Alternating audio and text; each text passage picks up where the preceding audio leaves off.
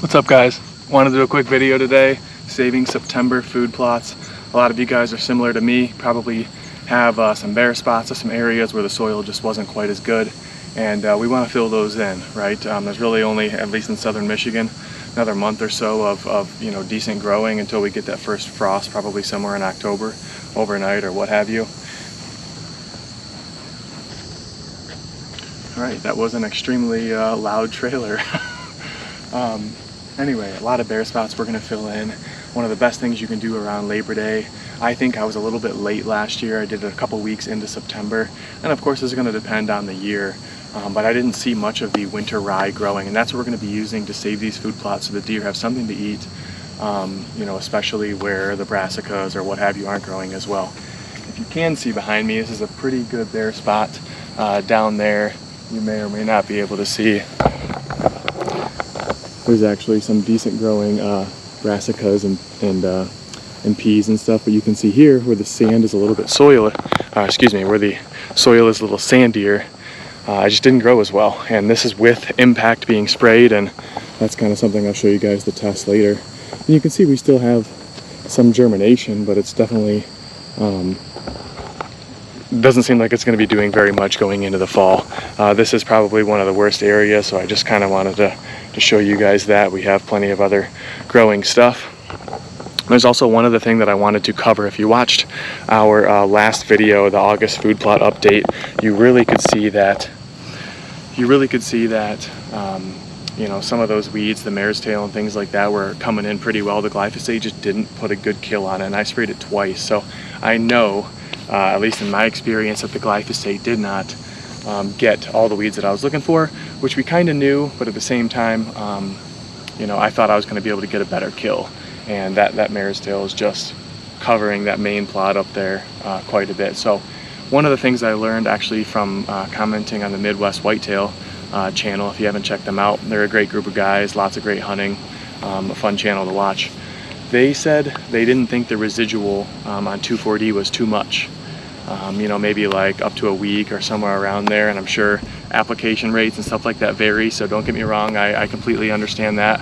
But that made me think maybe I have a little bit of time, so I actually did a spraying of 2,4-D just up there. I didn't spray any of the decent spot with brassica, so I'm just going to kind of test, see in this last month where I also put some winter rye down, if this mare's tail actually dies off and lets stuff grow up a little bit better like this winter rye. The other thing that I'm doing today here at the end of August, beginning of September, is not only planting winter rye, but I am going to test out bringing a perennial into my plots. I'm going to be putting clover in with the winter rye, and then in the spring, after a little while, letting the turkeys have at it and the deer, I'm going to kill off the winter rye, and I'm going to put a third to a half or so of all of the trail around the food plot in a perennial clover. I think going into my second year, seeing 2 summers and being able to put some cameras out and things like that, that I really don't have a big deer herd that's not only living here, but really just coming here day in and day out. I see maybe a fawn and a doe and a couple others that are here almost every day, but I know, this property can contain a lot more, especially with all the other brush and cuttings and things like that we've done, the natural grasses. I just know it can hold more. So if it ends up becoming a problem, of course, we'll just take that summer food away if we really think we become a doe factory, but I think we're probably quite a few years from that. So I'm excited for this first time to bring in a clover. We'll hopefully maintain it, do some mowings next year, and have that clover, for spring turkey and for deer, and hopefully add to the herd and keep add more deer living on the property. So kind of excited for that. Just wanted to mention it to you. So I'll be bringing some updates on that and actually go over the difference of do we think more deer are living on the farm? Is it making a big difference?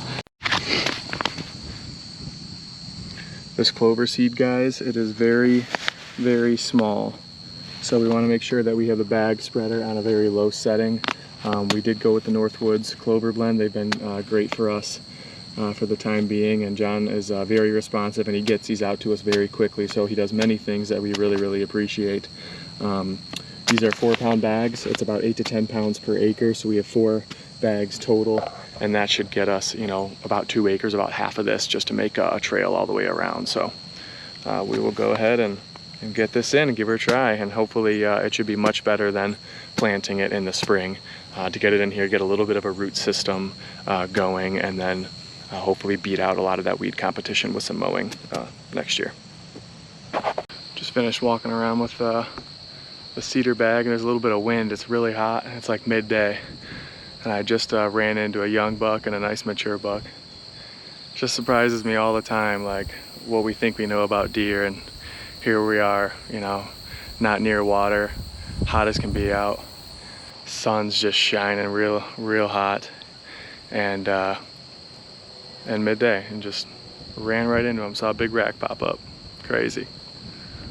We're also throwing some rocks off of, well, by we I mean me, throwing some rocks off of the trail, so when we come back to mow the clover and stuff, hopefully we're not messing up the mower blades any more than we already have. I'm gonna put some new ones on, I think. But really, that is about it, guys. This is probably the last or second to last time that I'm gonna be out here until the season, so it's gonna get at least 3-4 weeks of rest. I'm also gonna mow the access probably one more time and clean that up. But we will come back and do maybe like a switchgrass update, and you know, go over the impact that we sprayed to see if that actually made a difference.